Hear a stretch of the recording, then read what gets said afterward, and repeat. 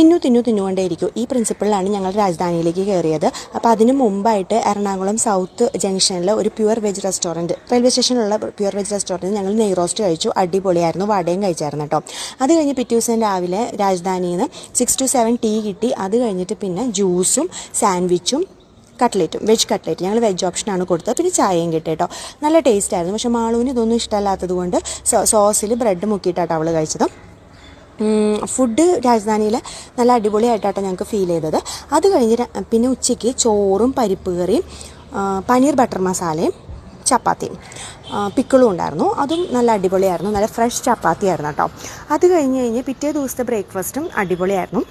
ഇതേ same menu തന്നെയാണ്. അതിൻ്റെ ഇടയിൽ ചായയ്ക്ക് നമുക്ക് കച്ചോടിയും കൊണ്ടുവന്നായിരുന്നു കേട്ടോ, ഈവനിങ് സ്നാക്കായിട്ട്.